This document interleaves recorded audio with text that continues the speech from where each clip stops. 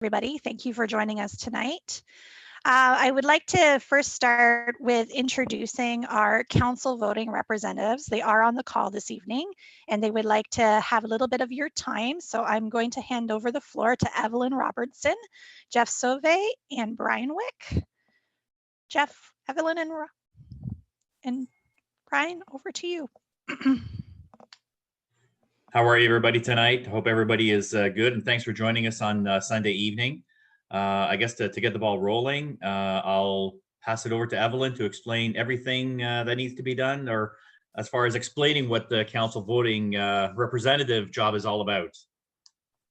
Sure thing. So really briefly, in a nutshell, back in, I guess it was April, May, June time, we all applied to be council voting representatives, basically the people to represent adults and youth in our council at the annual general meeting and throughout the year for any votes that come up for anything. So we're getting prepared for I guess it would be the 2020 AGM, virtually, of course, which is taking place next month on November 14th. So we just wanted to start, introducing ourselves, getting, especially me, and I'm not on the council team anymore, just getting ourselves out there so that we can start conversations with you guys so that we can take ideas, concerns, and opinions, things like that, discuss it, and then be able to turn that into something that National can use, whether that's in our voting and any ideas that they send to us, basically just to represent you guys. I'm the youth representative, so I don't think there's any youth on the call tonight, but that's okay. Our emails are on the council website, so if you have youth or if you want to reach out to any one of us, please feel free to do that. And yeah, and Jeff, Brian, I don't know if you guys want to add anything to that kind of brief nutshell speech. Yeah, thanks, Evelyn. That's a great introduction. So the idea is that we're going to hold at least one town hall meeting on Tuesday, October the 27th. The idea is to get as many volunteers, and I'm sure parents are invited as well, to get involved, come out to the Zoom meeting that will be promoted on the whitepinecouncil.scouts.ca website, and ask questions of us. We'll give a little bit of an introduction, explain to everyone who joins us what our role is, and we'd like to hear how people are feeling, things that may be relevant that we can take to the national platform. According to our leader, Thomas, who's the past chair of the Board of Governors, as voting members, we have a direct link to the Board of Governors, and that's a good place to get started with any new initiatives or resolving issues that may have arisen, that we can help everybody together in White Pine Council. Jeff, please add something. Please add something. I think Evelyn and Brian pretty much explained everything regarding the focus of the council voting representatives, where we are to bring the voice of White Pine to the national AGM and vote on certain issues and vote on your best interest. So the more feedback we do get from the council, the better it is as far as allowing us or giving us the ability to vote on your behalf.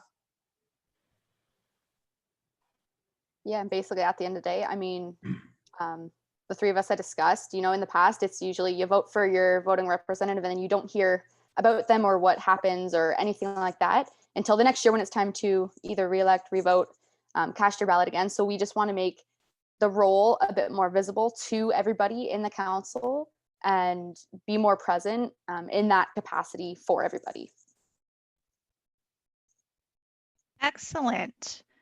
So I want to thank Jeff and Brian and Evelyn for joining us this evening. They just wanted to bring that information to you. Again, they're going to be holding a virtual town hall on Tuesday, October 27th at 8 p.m. I believe, right, Brian?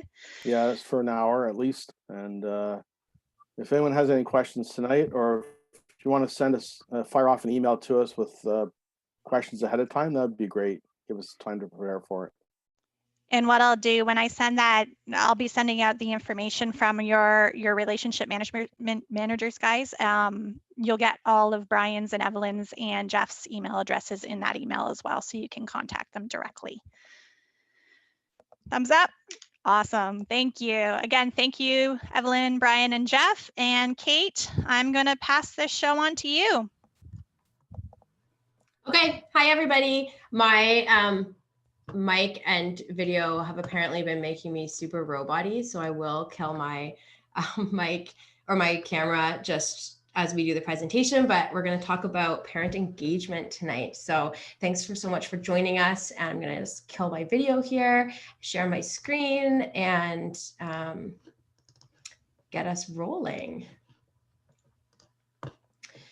So this is going to be, I do want this to be more of a conversation. So please do feel free to hop off of mute, and if you have a question, and there's going to be times where we're going to be talking back and forth. So I do just really want to encourage that more of a working collaborative brainstorming roundtable session than necessarily like a information lecture style of thing. But do have a few slides just to kind of walk us through a couple of concepts. And again, this is an open conversation, so hop off mute at any time and just interrupt and butt in. So when it comes to parent engagement, mindset really is everything. And I mean, for me, philosophically in life, mindset is everything, is the truth. But, you know, our beliefs are what we know to be true. And our beliefs are what we have them because of past conditioning, experiences, or teachings. And so, you know, our beliefs can change, and changing a belief doesn't have to make it that it was wrong or negative in the past. When you had a certain belief, choosing to change it doesn't mean that your former belief was negative in any way or wrong. It's just a belief that's expired. So when we think one thing and it no longer serves us, we're allowed to retire it. That belief has just expired. It was good for a season, and now we're inviting a new belief. And once that time has come where a belief is expiring, we can use that new belief to drive our mindset, right? And so one of the things that I think is really, you know, hard when been doing something for a long time, or say we've only been used to seeing things done a certain way, and that's all that we know, it can be hard to even understand what our beliefs or our mindset is when it comes to a particular topic. And so becoming aware of our beliefs is kind of the first step forward. So I kind of have this philosophy that awareness plus action equals empowerment. And the goal of our session here tonight is to empower you as the group commissioner to feel prepared to take action in order to create a really meaningful and successful succession strategy and plan for your group. And that starts with parent engagement. So at the end of the day, we're really looking to empower you and make you feel confident and comfortable with a strategy going forward and actions that you can take. And awareness of where we currently sit is the first kind of way to help us initiate that path forward. So we're going to do a little poll here on Zoom. And we're going to take a few minutes just to kind of try to tease out some of our beliefs, and just to kind of try to start to bring some awareness to an understanding of what our beliefs might even be. And then, like I said before, we can use that awareness to create some new beliefs and create some momentum for a parent engagement strategy. So we're going to do this little poll. Let me just come back. Can I start poll from here? The poll is anonymous, so I want you just to answer the questions as you kind of feel initial gut reaction. There is no right or wrong. There's no positive or negative. There's nothing, just neutral. They're just statements, and you're going to be given a chance to say, I agree, I somewhat agree, or I disagree. And just a real instinct, and just kind of think of what the statements are and then what your initial response is. So I'm going to go ahead and launch the poll. There's 10 questions. Like I said, it's anonymous. I'm not going to see who answered what. Don't worry about it meaning anything. It's just a way for us to connect to maybe what some of our existing beliefs or where our mindset might even be right now with it when it comes to parent engagement.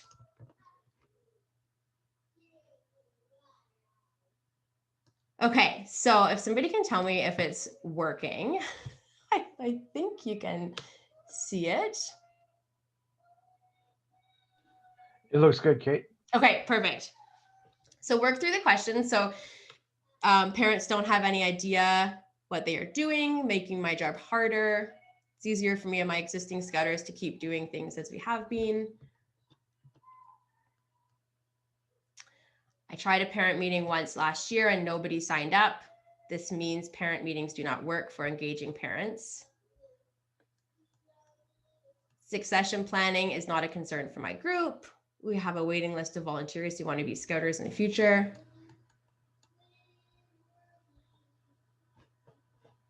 I asked a parent to help us once. They said no. Since they said no before, they will say no again, and I shouldn't invite them to help again.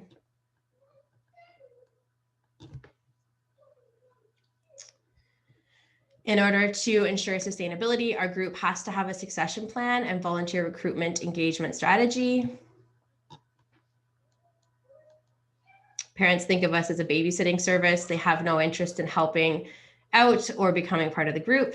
There's a typo in that one. Parents think they have all the help we need and that if they offer to lend a hand, they would just get in our way. I'm up for a challenge. I believe if I keep trying new things, we can develop a succession plan that ensures sustainability for the group. A failed attempt at recruitment means we are learning and moving forward. A no or a poorly attended event is not a reflection of my leadership or success in my role. Trying new things is the way we improve. If we don't like the new thing we tried, we don't have to do it again, but it was still worth trying. So some of these statements are just, I've made up from my own kind of experience and conversations that we've had around this topic with a variety of groups, certain situations that have come up, things that we've tried to work through or have experienced together so far. So again, there's no right or wrong answers. Just try to get a sense of what your mindset is as a starting point when it comes to parent engagement.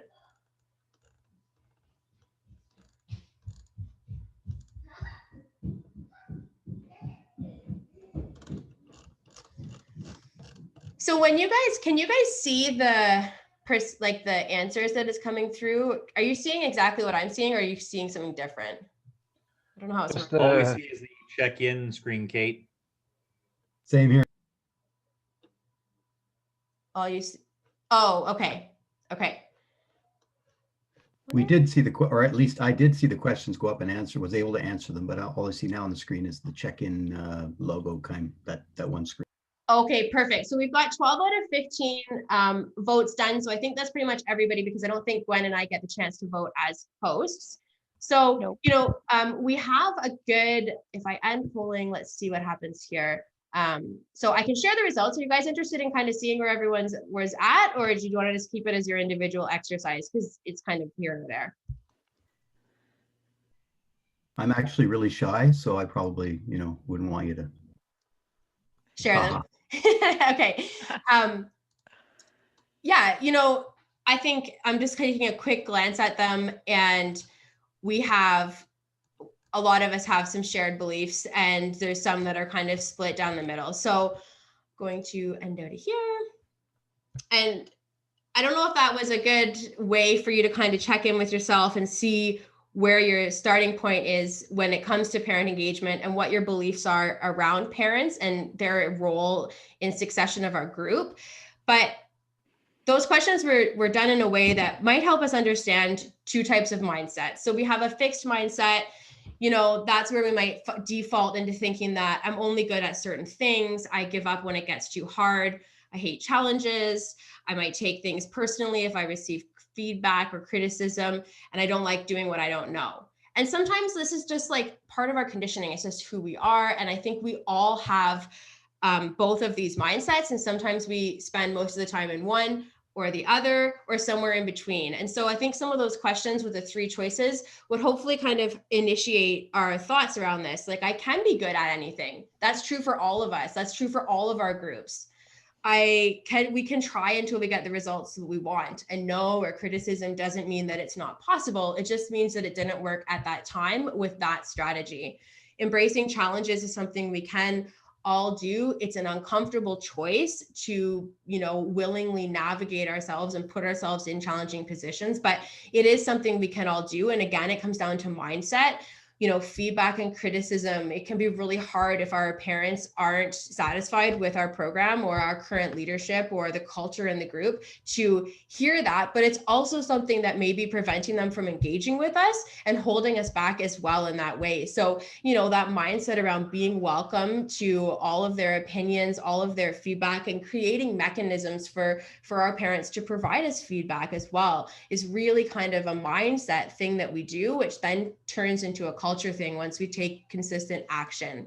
And again, I like learning about things I don't know. So, the great choice is that the great news is that our mindset is always our choice. We're always in control of our mindset. By default, we may spend more time in either fixed or growth, or we may kind of be in the middle, depending on the day and depending on what's been happening for us. And so I think, what's really fun and exciting is that at any time you can choose to retire an existing belief. And so I'm going to invite us to have a retirement party now. And if you want to put it in the chat, if you want to come off mute, I want us to kind of come up with what are some beliefs around parent engagement that we can retire together, that we can say that is an old belief. I no longer believe that, even though that's all I knew to be true before. And my group is going to no longer have that belief as part of our mindset. Let's throw them up there and give them a big send off. The one that I want to retire is if they said no once, they will say no again. I'm going to retire that. That just meant no on that day at that time. I'm going to retire the belief that if they said no, they'll say no again. Who else? Let's throw some beliefs out there. Okay, we've got the chat here. Agreed. Yes, Sandy.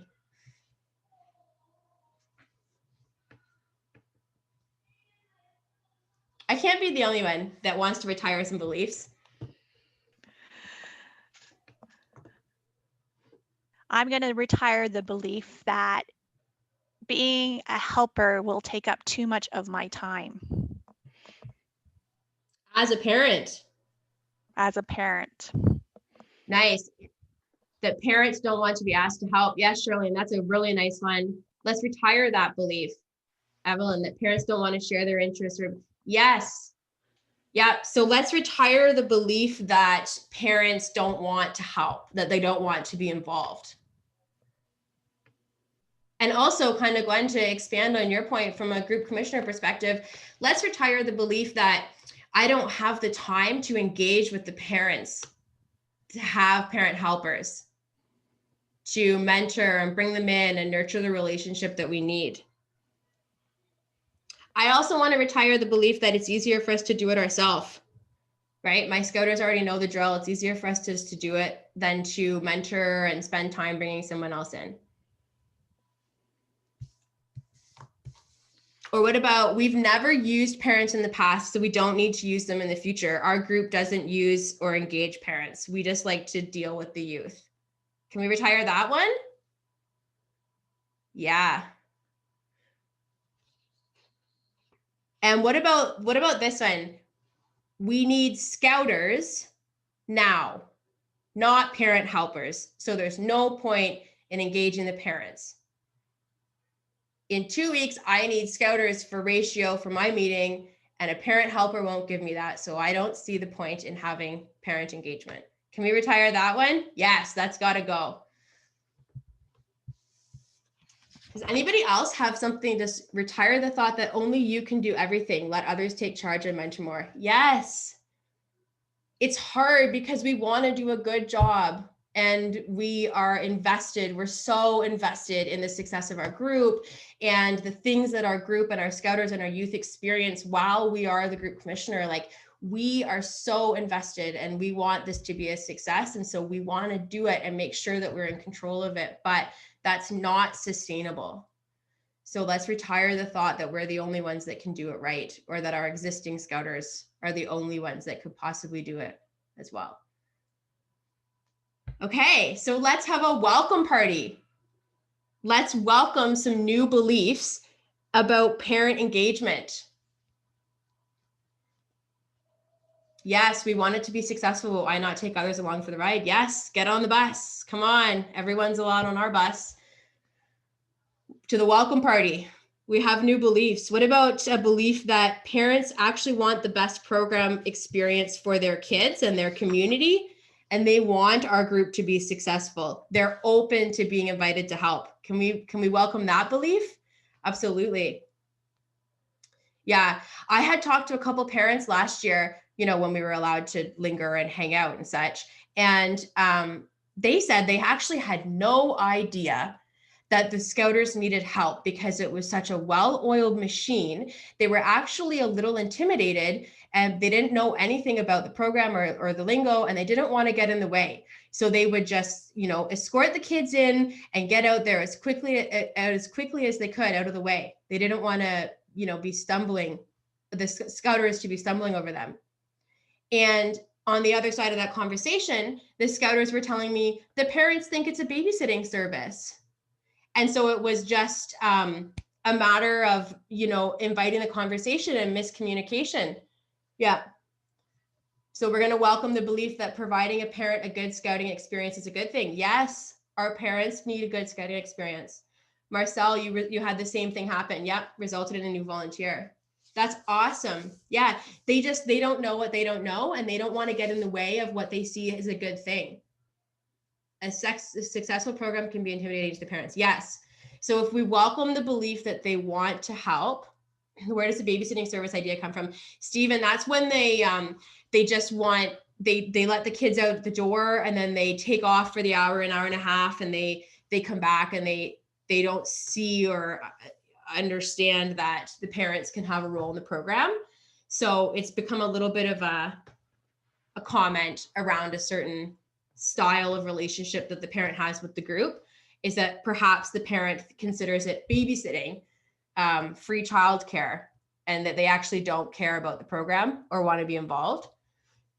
And that's an assumption. Yeah, it's weird. But it's an assumption. And, you know, in some cases, depending on the relationship with the parent, it can be there. Oh, Susie, nice. A lot of parents are not commuting right now, and so they're willing to get engaged as they're not so strapped for time. Good one. Right? So that's a new belief. Let's welcome it. Parents have time to be involved in our program. Parents want a new opportunity and they want a Scouting experience. Yeah, Marcel, the babysitting comment. Yeah, I think in some cases, you know, there might be a handful of parents that actually see it that way, but I think it's an assumption that we put on them. I agree. I don't think it's even true. Yeah, even less than a handful across the council. Priorities are changing with COVID too. I know I've been spending a lot more time with my kids. Yep. People are connecting in a different way with their families. They're seeing new opportunities and new ways of being. Our beliefs we're retiring certain beliefs across the board in our lives, thanks to COVID and this slowdown. Everybody is.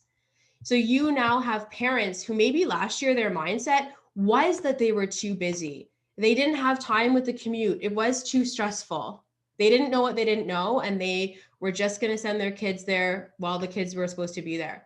That could have been their mindset and belief, but they may have now retired that because, like Gwen's saying, things are changing with COVID. People may now have a new belief that they want more time and they'd like to do Scouting with their kids. We have to give them the chance. We have to believe they want that. What about a new belief? What about welcoming a belief that succession planning is important to the sustainability of the group and a strong parent engagement strategy is a way to do this? Can we think of one strategy feeding another instead of just worrying that in 4 years down the road, what's going to happen? Let's welcome the belief that a meaningful relationship with the parents of the youth in our group is important to the succession plan of our group. As the group commissioner, we are concerned and responsible for sustainability and succession in our groups? How are we going to do that? What if we welcome the belief that the parents and a strong relationship between the group commissioner and the parents of our youth is a strategy for succession? You know, what if we welcome the belief that as the group commissioner, it's our job to empower the parents to initiate a relationship with the section scouters, instead of waiting and expecting the section scouters to somehow have this magical extra time and relationship with the parents that turns them into scouters. What if as group commissioners, we put on the belief that it's our relationship with the parents that will enable us to provide support and succession to our section scouters? And what if we have the belief that parents may become great scouters, right? Instead of saying they're not interested and making that assumption for them. So with our new beliefs about how awesome parents are and our role as the GC and engaging with our parents, what can parents do for the group? Maybe they're not going to be there every week. They're not trained. They can't count for ratio. What about all of our wonderful fundraisers, right? Get a parent or a team of parents to take this on. Manage schedules. Yes, Marcel, I love that. Send birthday cards. I love that one too. Special event coordinators, right? The parades, the floats, the Remembrance Day ceremonies, year-end barbecues, Baden-Powell banquets. These don't have to be organized by yourself as the GC, anyone on your group committee, or your section scouters. Susie, help with new COVID activities. Absolutely. Yep. Call venues for details. Make the maps. Help with some of the emergency planning information. Group communications. Can your parents work with the sections because could you have a parent that's really good at communicating with your section? Can they help communicate to the other parents about what's required for the next week's programming for your kids, right? The section scouters don't have to bear the whole load. Here's just some ideas. These came out of the defined roles for parents document. So group communications, needle and thread teams, so get them to make and repair neckers. Special guests, right? You can invite your parents to share their career, expertise, hobbies with the youth during the meeting. Use your parents to build a program and invite them to share and teach their tricks of the trade at a meeting. Have them be a support and a resource for your scouters. Food. Have them be the tear up and set down, or tear down and set up. You know, your section scouters don't have to do everything. Allow the scouters to focus on the quality program. Section support, Marcel, this is kind of what you're talking about, like have them be engaged with helping with the forms for meetings, parent communication, community relations, craft helpers. Like I said, content presenters. There's so many ways that our parents can engage at a section level and support the scouters role. So what other things? I mean, we've had some great ones come up in the chat so far. I love the send birthday cards. What a great way to keep everybody connected. I love that. Celebrate special occasions. Does anybody else have any other ideas for what parents could do? Maybe it's something that works really well in your group already. If you could share that. Social media helper. Okay, so maybe if your group uses Facebook or any other social media, could they moderate that and just be the connection back to the group commissioner? So here's a way I'm hoping that you're starting to see that as the group commissioner, you are allowed to have a relationship with the parents of the youth in the different sections. And when you do that, you can start to get to know them yourself and start to help create that relationship between them and their section team, their section scouter team, in terms of roles and duties, right? Your section scouters are so busy during meetings and drop off and pick up and managing all the protocols and doing the program, there may not be enough time, or the parents and the youth may be, you know, rushing in and out, and there's not that extra time to kind of talk about what the parent might be interested in. This is a role that the group commissioner can offer as a way of supporting your section scouters, having that relationship and talking to the parents. Also, I would invite you to think, like, just flip over a piece of paper and just think, like, you know, if I could, in my dream world, if there were nothing holding us back, no money, no time, no objections from people, what roles would I have on my group committee? What things would people, a large team of people, help with to make our group thrive? Like just make a little dream list of roles and responsibilities and work backwards from there to try to fill those roles. Get in touch with that vision. If you close your eyes and you just think like, no objections from anybody, no financial barriers, what would my group do and what would the role of the volunteers on my group be? From that list of roles that you come up with, then we can plug in where it could be a parent and where it needs to be a scouter. So here's the screening requirements, or if you will, the rules. So parents, guardians, and other adults, this is the language that you're going to see when you look at the policy around volunteer screening. Other adults is like if you had a resource person that was helping with the meeting that was going to be interacting with the youth, or non-members of Scouts Canada, if you were like renting a canoe trip and you had canoe guides or whatever, or if you had support workers for a person with disabilities, or if there were aides coming in with a youth to provide one-on-one support to that youth for the program. Those are the types of adults that would be also considered in these screening requirements, but may not necessarily be parents. We also get the question a lot, is a grandparent a parent? And basically, if the grandparent is like the one that's managing the child's involvement in scouting, then yes, we can just consider them under the parent role as, say, a guardian. It's not technically down to the letter of the law if they're not their legal guardian, but like if grandpa is the one that registers the kid and brings them all the time and is the one that has the relationship with the group and has their, they register them, so they've created their My Scouts account for them, then that's fine for them to be like considered the parent helper. So that came up a lot last year as a clarification. So just kind of think of it as who's the guardian or family that's managing this youth's relationship with the scouting group when we're talking about this. And then other adults would be anybody that's not the family or guardian that's managing this relationship of the youth with the scouting group. I don't know if that helps or confuse things. So parents, guardians, other adults do not count in the 2-scouter rule or the youth to scouter ratio. And they may not be with the youth unless they're supervised by scouters. So you can't have, just a parent and a scouter and 5 or 6 youth. You have to still have your 2 scouters. They still have to be supervised. There's another change that happened. I don't know, I think when it came out was maybe like the spring, but this came out of feedback because there was quite a variety of ways that parents were interacting with the groups, and more clarity was needed in the policy. So now there's 2 categories of parents at scouting activities. There's parents or guardians who watch the activities or assist their child in the activity. So they provide that one-on-one support with their child for their child to have success in the program. Okay. The other way, or maybe they just watch on the sideline, but they stay every single week. Maybe they don't even have to help their kid, but they're there. The other kind is the ones who actually assist the scouters, and that could be as leading a craft or an activity, or being the first aiders, for example, or just like at camp, if they're actually like helping the scouters and interacting with more youth than just their own child.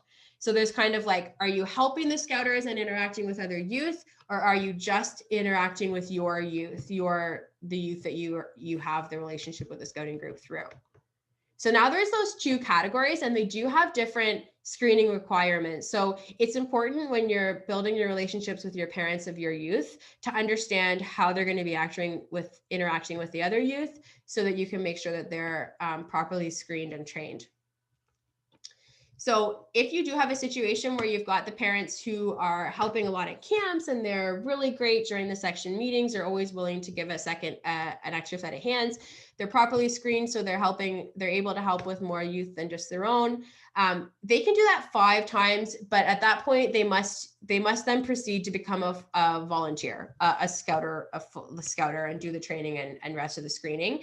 if the intention behind this really is to protect the integrity of the scouter role and the screening and training that the rest of your scouting team has done. So if a parent helper is a great fit for assisting with the program on a regular basis and being a part of the scouting team in terms of delivering activities and adventures to the youth, and they've done that 5 times, so you're pretty solid that they're, a good fit, then they really do need to take the next step and become a scouter so that they have the extra training to be able to continue to be, provide support at the standard that we want and require. And they do need to become a scouter. So people have had a lot of confusion around the 5 meeting thing. If your parent is just coming to watch and help their own individual child, they can do that every single time their child comes to Scouts. They can't only watch, or they can't only help their child 5 times and then have to become a section scouter. That's not what this rule is for. The rule is for the parent helpers who are helping the scouters. So if they're kind of now operating as part of the program and they're helping with the other kids and they're helping the program and they're working with the scouters, that's where the 5-time rule comes into play. So in terms of the My Scouts profile, it has to be the parent or guardian. They do have to have a My Scouts profile because we have to have them do their code of conduct and their screening, and you need to do the explanation of the roles. And so if it's the mom that signed them up and paid, but it's actually the grandpa or grandma that brings them every single week and wants to come to camp and is helping out, then we need to add them into My Scouts and connect them to the youth so that they can be assigned the parent helper role. What we see happen sometimes is that the primary parent that signs the kid up is not actually the parent that's engaging with the group, and the person that is engaging with the group signs in through that profile, does all this stuff, but it's actually crediting, say, the mom, and it's the dad that's actually there. So that's not technically legal because it's the mom's name and it's the dad that was signing. So we do need them to have their right profile if they're going to be in a parent helper role. So in any version of the parent helper role, and we can add grandparents and things like that into the family of the youth. So if you ever need help doing that, your relationship manager can help you with that. Absolutely, for sure. So all parents and guardians and other adults, anybody that's going to be staying inside the door at the Scouts meeting needs to be signing the code of conduct. So that's basically your threshold. If they're going to stick around, hand them out, have them sign them. This is where having a parent meeting at the beginning of the year is really beneficial because you can just say it's mandatory. This is the operations and culture of our group. All of our parents sign this code of conduct. This means you can now stay, you can stick around, you understand what our basic standards are for being in our space and holding space together.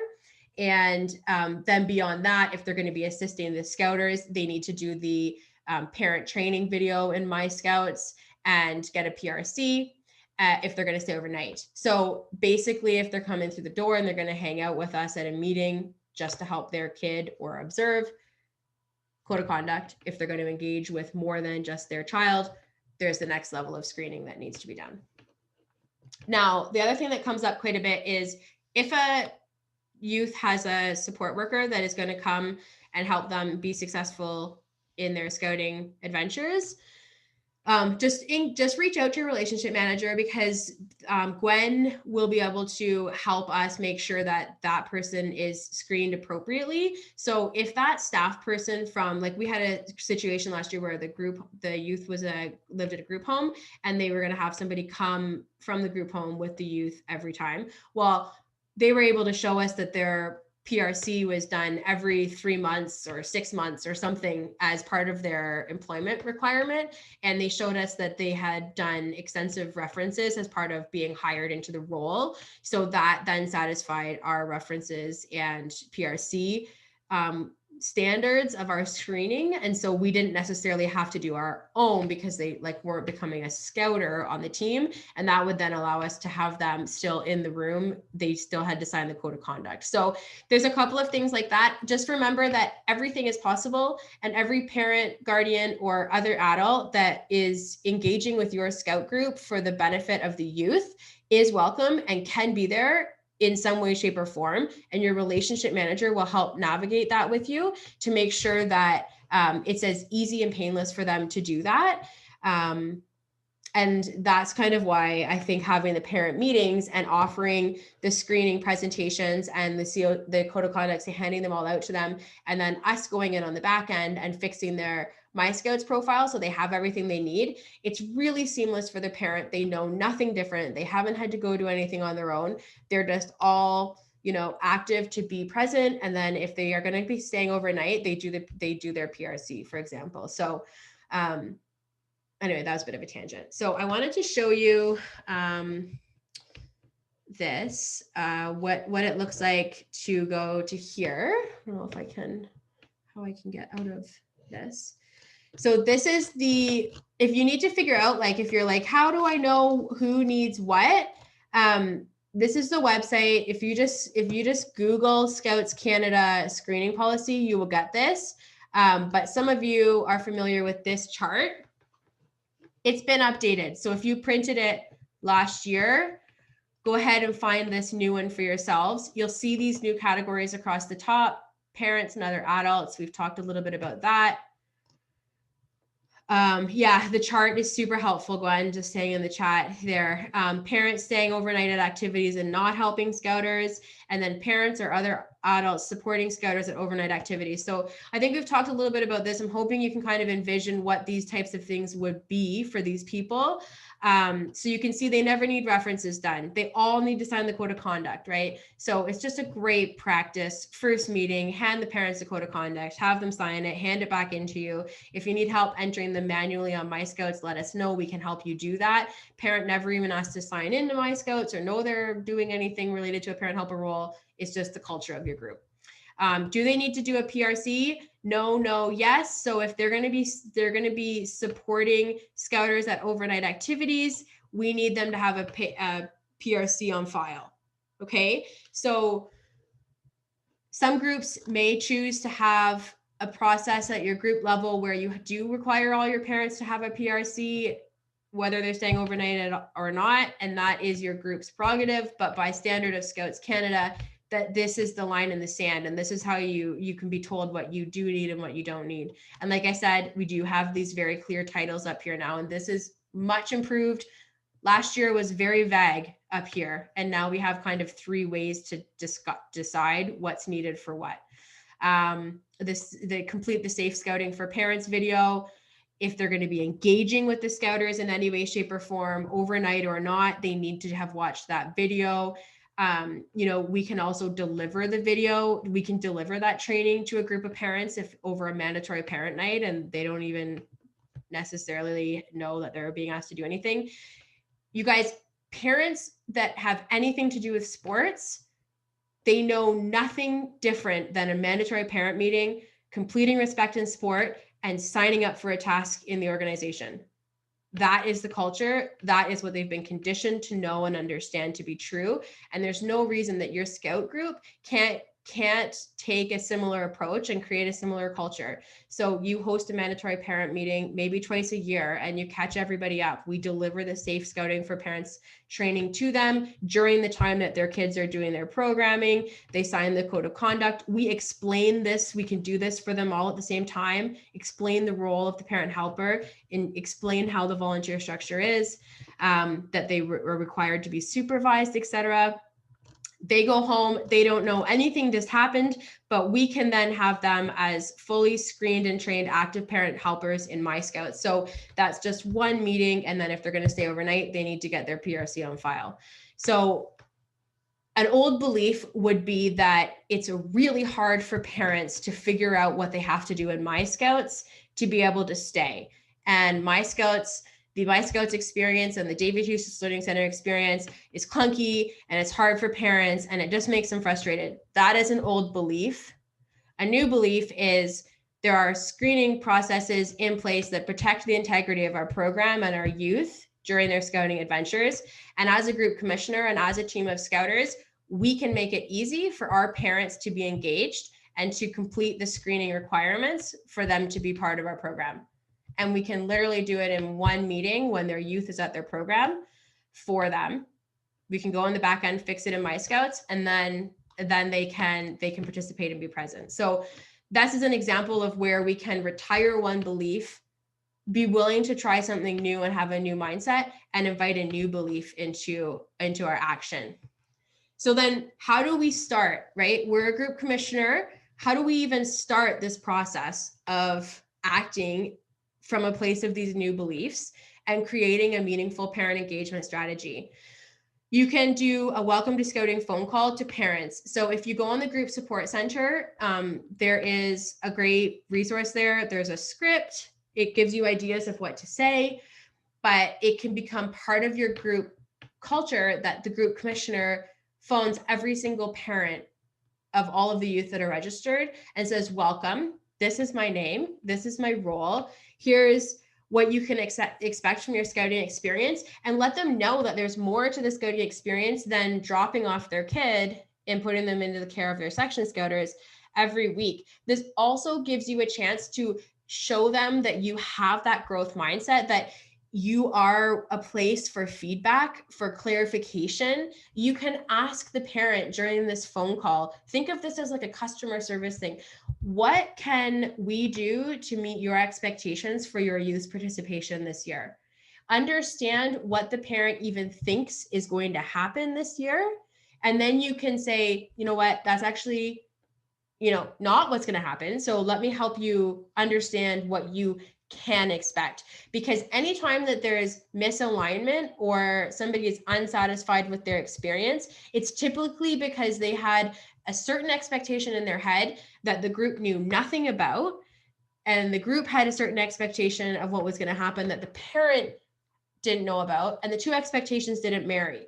So what's really important is that the group and the parent have the same expectation for what's going to go down that year and what their kid is going to have as a scouting experience. So by taking this on as a group commissioner every single year, you can do it at the beginning of the year. You can do it whenever a youth joins your group. So if they join outside of the kind of big startup time, like if they start whenever during the year, call the parent as the group commissioner. Phone call, welcome to scouting, phone call to parents. Main purpose, introduce yourself, be bigger than the section, show them that their experience in scouting is bigger than that weekly interaction by having now extended their relationship circle, and make sure that you can clarify the expectations and be on the same page. So first way to having a great experience and having great retention is that their expectation is met, and it's met because it was clarified in the beginning. Another thing, next after you've done that, let's have a parent orientation meeting. Like I said before, let's do that mandatory meeting for parents. You could do one in September, you could do one in January, you could do one in May. And so that anyone that hasn't been can benefit from the training and the screening. You can only do it once. It just, you can kind of work out the semantics of that, but provide the opportunity for the parents to become part of your program and get rid of the belief that it's hard for them to do so by creating an opportunity for them to get their training, do the code of conduct, understand their role, and then sign up for an event and activity at that mandatory meeting. So after you've, met them, clarified their expectations, we've hosted a meeting, we've got them trained, we've got some parent helpers going on. That's great. Now you actually have to invite them to a specific task or activity. And this is where, when I said have that dream list of things that would get done for your group, if you had no objections, if you had no restraints, use that list and start talking to your parents about things that are on your dream list of roles for your group, and ask them to do a specific task or activity. Last year, I had a couple of these successful parent meetings, and I had the section scouters bring a calendar for the rest of the year. And I asked each parent, I said, you're now all qualified to assist the Scouters. I'm going to ask for 2 parent names on every meeting from now till the end of the year on this calendar that's been provided. So before everybody leaves, make sure your name's on at least one of these. We need 2 parents per meeting. Because what that then did was it created an opportunity for us to expose the parents to a scouting experience. And then we closed down in March. So we weren't able to do it. But the point still stays the same, because once you have invited them to a simple task to engage with the program by saying, as a group, we have 2 parent helpers at our meeting every week. This is how we operate. This is how we run. So now that we've provided you the chance to all become trained and eligible to be here, it's up to you to put your name down for 1 meeting each program cycle, each season. So then you've done the first step of this volunteer engagement process that we have, right? So again, if you go to the group support center, which is designed for group commissioners, these resources are here, but this engage with a simple task. You have to do the other steps first, right? We can't just be outside the venue and say, like, if we want to go on this hike next week, I'm going to need some of you parents to go home and do some training and sign the code of conduct, and you got to jump all these hoops because we need some extra help and you can't come until you're ready. Like, that is an old belief. We can't just get them engaged with a simple task and start this process out of the blue. They don't know us. They don't trust us. They don't understand the role of a parent helper. They don't understand why we are having them there. So this is why we have to do some legwork first. Ultimately, we're going to number 4. The whole reason as a group commissioner that we're wanting to do this is because we want them to become Scouters so that we can have a succession plan, so that we can ensure sustainability for our group. But we can't get to here without spending significant time in the cycle. And we can't even start the cycle without first knowing the parents, and then without getting the parents ready and eligible to participate. So that was where we kind of had step 1, make the phone call. Step 2, have the parent meeting. Step 3, they're signing up for something. Then they do that thing, right? So observe and support them. Okay, so have them do an awesome job at the section meeting. Follow up with them and say, you know what, I heard back from our section Scouters and they said you were a really big asset at the meeting. Thank you so much for coming out and helping out. We really appreciated that. So it's one thing for the section Scouter to say that the night of. It's the second thing for the group commissioner to follow up a couple of days later and say, I've heard nothing but great things. The youth loved having you there. Thank you so much. Then what you can say in the next season, or say they helped out at a spring camp and now it's September, you can say, welcome back this year. We're really looking forward to having you. When you did that craft or activity, or when you were at this camp, went really well. Wondering if you'd be interested in doing that again in the fall season with us. And would you be willing to also lead something, or, expand it a little bit? And then now by this time, we're going to do this again. Repeat. By the 5th time, 5 times, they've now been a part of your team and they've helped the program in a meaningful way beyond just their own child. Now, this could be a full 2 seasons of scouting, 2 years of scouting since you first met this family. This could be now, you know what, we're really looking forward to having you back for your 3rd year with our group. Would you be interested in joining our team in a more formal way? I'd love to help you with the training this summer and get you ready to go, because it's been really great, having you as part of our team. And we really already see you as part of our leadership. Would you be interested in taking the leap?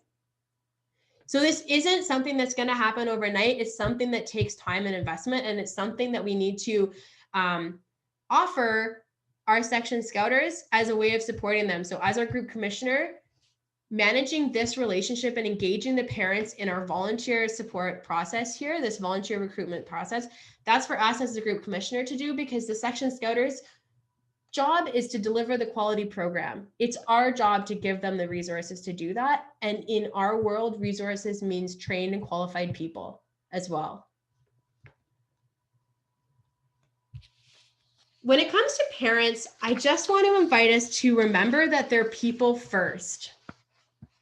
Sometimes we have to kind of get away from our problems and get out of our mindset and check our beliefs for a second.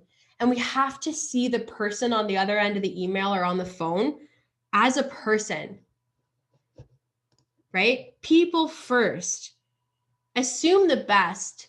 Assume the parent is a really, really great person and see them as a person having an experience in scouting.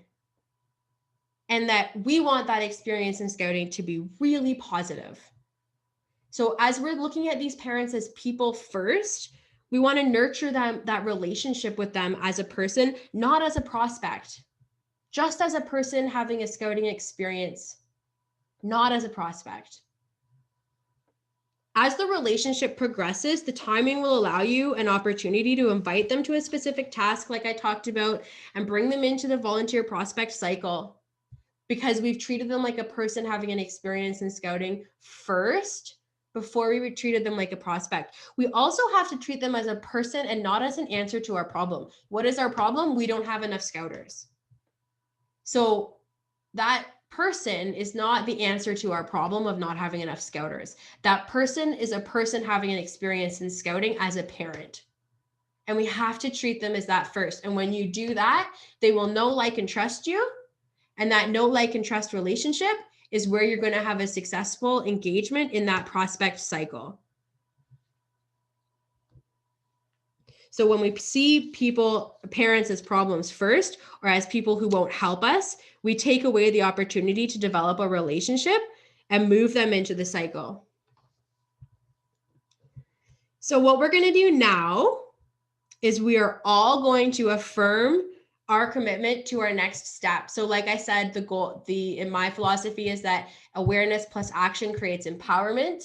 Hopefully this little chat brought some awareness to a couple of different things, what parents can do, what the rules are around parents, how we might go about creating that relationship and turning them from a person into a parent in scouting into a prospect for a scouting role. Hopefully that awareness has helped. And the next thing that we need to do is make a commitment to take action, because once we take action is when we're going to start feeling that empowered feeling that creates momentum and drives us towards results. So I have another poll here. And what we're going to do, I'm going to launch it. And you as a group commissioner today are going to make a commitment to an action. And your options are going to be this. The action I commit to take next is make a GC phone call to parents, host a parent orientation meeting, issue parent invitations to specific tasks, or book a meeting with my group support scouter relationship manager to discuss further.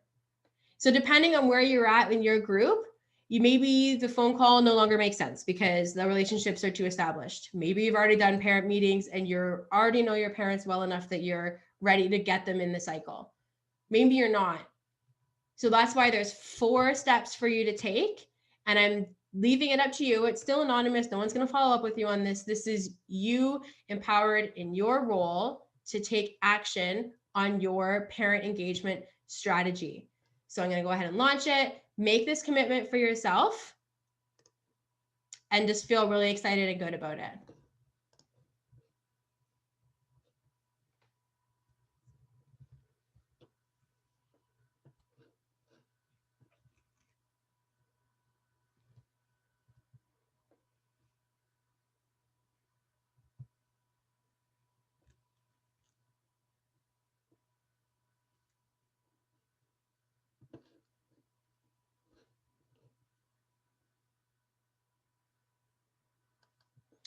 You know, hopefully you feel excited. Hopefully you feel energized.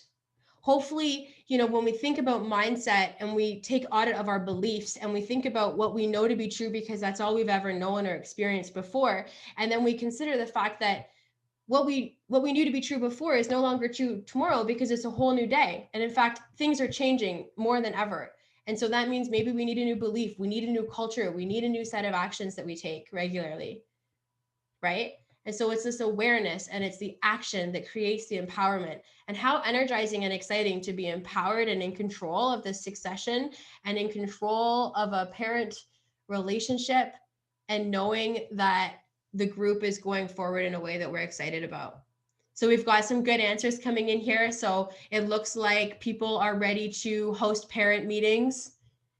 Looks like there's the highest response rate is inviting the parents to specific tasks. So that's great. We already have enough relationship established that we can hop into inviting them to do those specific tasks. And we have a couple also making a commitment to book a meeting with their support scouter to discuss further. Really, where are we in this cycle? What makes sense? You know, maybe there's a couple of other considerations and what's the best way to start out. That's what they're there for. That's what our group support scouters and relationship managers are here for. They're your team. As a group commissioner, your group support scouter or your scouting relationship manager, they're your right-hand person. They're here to help you thrive and enjoy your time in this role. You're not in it alone. You don't have to face the challenges or the celebrations alone. You have a right-hand person outside of your group dynamics, outside of the maybe complex relationships or situations that are happening in that leadership team in your group. That's who your group support scouter and relationship manager is that neutral party, that team mate for you to face these unique challenges that you have as a group commissioner. So do engage them and use them to help you do that. You don't have to navigate this alone. I love this. So there's actually the highest number, looks like the voting is kind of finished here. So the highest number of commitments taken was to invite parents to specific tasks. So I'm going to say that if you have that dream list of roles that you've created for your parents in your group, let's share that around, like send it into your group support scouter, because we all share these things. And if you've created a role that's working well for a parent in your group, maybe it will benefit another group as well. So let's not all reinvent the wheel. Let's share these tasks that you're getting parents involved in and that is working really well. Okay, I think everyone's voted. I'm going to go ahead and end the poll. And that's it. So now I have no idea what time it is, but that's all I've got for you. So I'm going to go ahead and stop my screen. And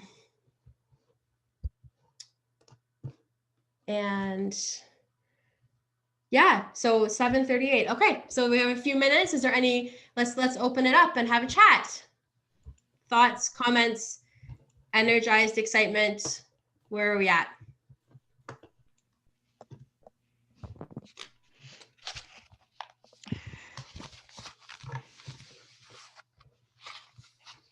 Quiet and sleeping.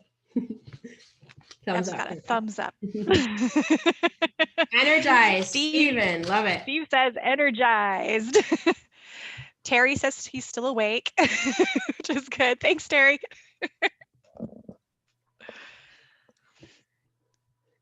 None of this is new. There's a few tweaks to the policy and procedures, sure enough, but at the end of the day, it's just about being willing to take a step back, think about what we want, be willing to think 2, 3, 4, 5 years down the road, and take the actions today that will kind of start to plant those seeds and move us forward. So yeah, good luck with your parent engagement, everybody. I'm looking forward to celebrating. So if you guys, as this goes along, we want to celebrate the wins and encourage all of the sharing. So So Steve just said the PAB portal should help getting parents more familiar with our program too. And yes, it should be. For those of you who do not know, the Personal Achievement Badge portal did open up on Friday. I've posted that link on the White Pine Council Facebook page on Friday. I've also sent it out to our relationship managers to share as well. It's a great tool. It's user-friendly for the kids to use, for parents to use. I played around with it on Friday. It's great. So it does get them to know what the programming is and how they can help their youth progress in scouting as well. It's fantastic, fantastic tool. Thanks for bringing that up, Steve.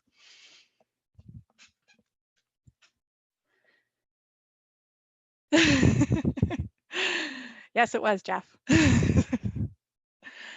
Does anybody else have any questions? Kate, maybe want to just turn off the recording and we can just open the floor.